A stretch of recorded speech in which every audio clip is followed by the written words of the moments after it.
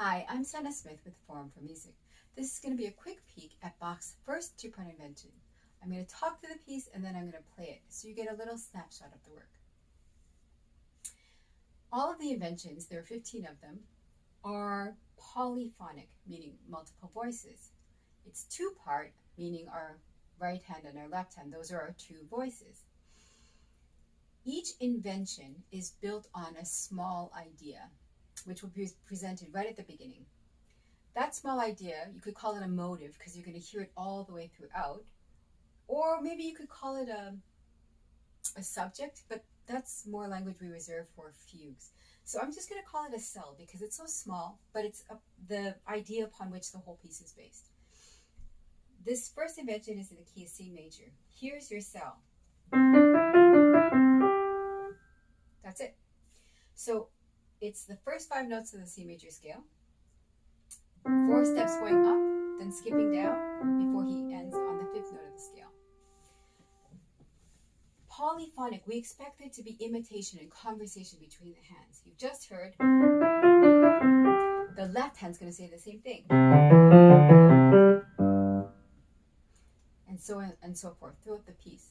You'll hear that same cell in different keys. You'll hear it upside down. So 4 steps going down and then skipping up. You'll also hear it in augmentation. These have been 16th notes. You'll hear it in 8th notes. It just takes the first 4 notes of that cell. Different pitch levels. It's really nice because he'll do that augmented version in the left hand against the upside down version in the right hand. So you get.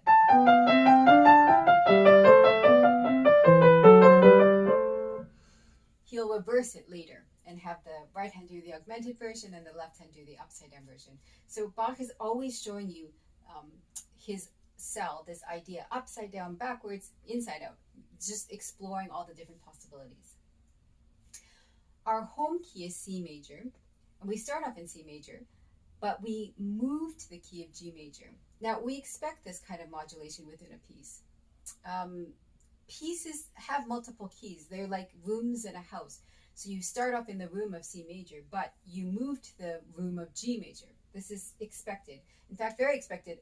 C major and G major are very closely related because their key signatures are only one accidental away from each other. So when he gets to G major, he reverses the roles and has the left hand begin. And the right hand responds.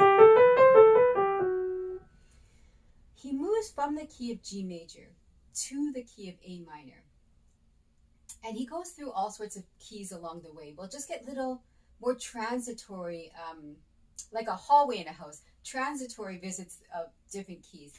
And this is actually the point at which you hear the right hand do the augmented version against the left hand doing the upside down version.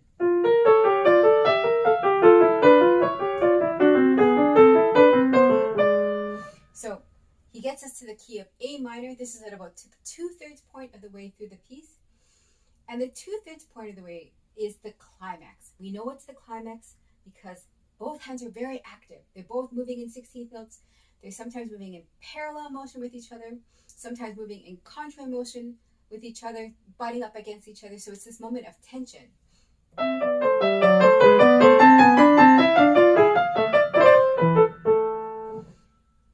We're in A minor, but he moves back to the key of C major, our home key. We're going to hear in the left hand the penultimate appearance of that cell in the left hand. Maybe you recognize it. We're in the tonic, but it doesn't feel settled because he's not starting on the tonic note. He's starting 1 step too high. But it's followed by the cell in augmentation starting on the tonic. And then he will move from there to our final cadence. And that's it. These pieces are built on tiny ideas. In this case, an idea that fits underneath your 5 fingers. So it's like this little masterpiece that fits in the palm of your hand.